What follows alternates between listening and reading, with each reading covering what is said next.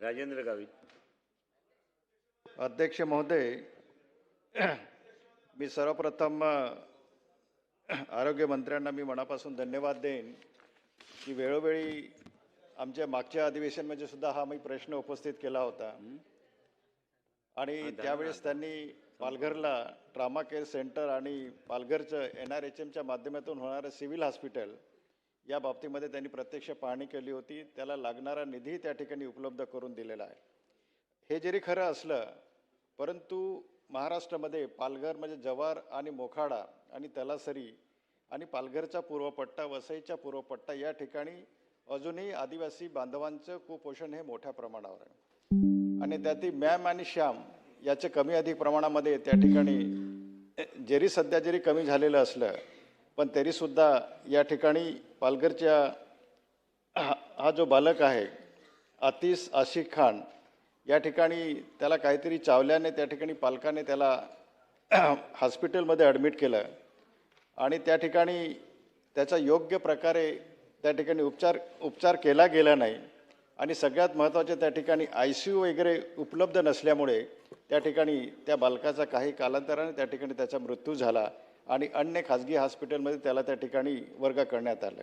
माझा स्पेसिफिक प्रश्न आहे मंत्री महोदयांना की या ठिकाणी सरकारच्या उत्तरामध्ये आपण या ठिकाणी मान्य केलेलं आहे की अद्याप ही पूर्ण क्षमतेने ICU व ट्रामा केअर सेंटर हे उपलब्ध नाहीत आणि म्हणून 2016 पासून मंजुरी मिळूनही गेल्या 10 वर्षापर्यंत या ठिकाणी ही सुविधा का प्राप्त त्या ठिकाणी झाली नाही आणि त्या ठिकाणी त्याला सरकारच्या उत्तरानुसार रुग्णालय खाजगी रुग्णालय त्या ठिकाणी त्याला हलवण्यात आलं.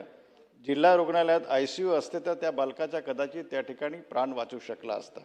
आणि तिसरा प्रश्न माझा आहे की मेडिकल ऑक्सिजन प्लांटसाठी त्या ठिकाणी साहेब मंत्री महोदय त्या ठिकाणी 5 कोटीची प्रशासकीय त्या ठिकाणी त्याला मान्यता मिळाली आहे परंतु अजूनही त्या ठिकाणी त्या हॉस्पिटलमध्ये या ठिकाणी आपलं मेडिकल ऑक्सिजन प्लांटच्या त्या ठिकाणी ते उभारलं गेलं नाही.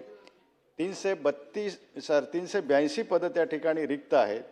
आजच्या घडीला त्या ठिकाणी डॉक्टर, तज्ज्ञ डॉक्टर, नर्स इत्यादी तंत्रज्ञानाची त्या ठिकाणी जागा रिक्त आहे. त्या कधीपर्यंत त्या ठिकाणी आपण भरू शकाल. आणि चौथा प्रश्न माझा आहे की जे ट्रामा केअर सेंटर आहे हे ट्रामा केअर सेंटर 2016 पासून त्या ठिकाणी कामाला सुरुवात झालेली आहे. आपण निधीही उपलब्ध केलेला आहे परंतु ठेकेदाराच्या त्या ठिकाणी निष्काळजीपणामुळे किंवा त्याच्यात काही त्रुटी असल्यामुळे अजूनही ते हॉस्पिटल त्या ठिकाणी पूर्ण झालेलं नाही. तर अशा ठेकेदारावरती आपण त्या ठिकाणी ॲक्शन घेणार आहात का? अशा प्रकारचे माझे स्पेसिफिक 4 प्रश्न आहेत. मंत्री महोदय.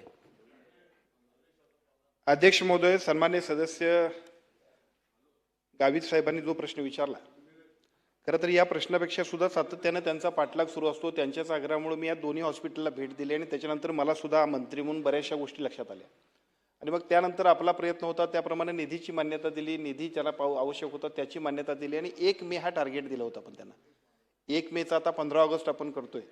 आपले प्रयत्न पाठलाग अनेक वर्षाच्या सगळ्या चिकाटीनंतर पालघरला दोन्ही सुविधा म्हणजे एका बाजूला जिल्ह्याचं रुग्णालय जे आपल्याला पाहिजे ते हॉस्पिटलसुद्धा आणि ट्रामा केअर युनिटसुद्धा या दोन्ही गोष्टी आपण वेळेत पूर्ण करतोय.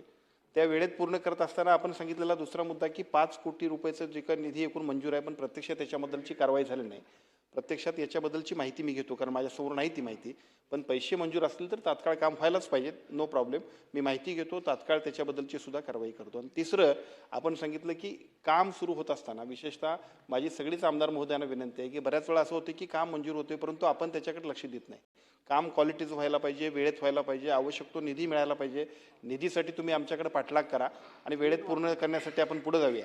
बऱ्याच वेळा आपलं थोडंसं दुर्लक्ष झालं की काय होतंय ते तुम्ही आणि मी बघितलंय. त्यामुळे महाराष्ट्रातल्या सगळ्या हॉस्पिटल्समध्ये वेळेत दर्जेदार काम होण्यासाठी आमचा आग्रह आहे. जर अशा पद्धतीच्या कुठं उशीर होत असेल, तक्रारी असतील तर निश्चितपणाने त्याच्या आम्हाला निदर्शनास चला मनीषा दाई.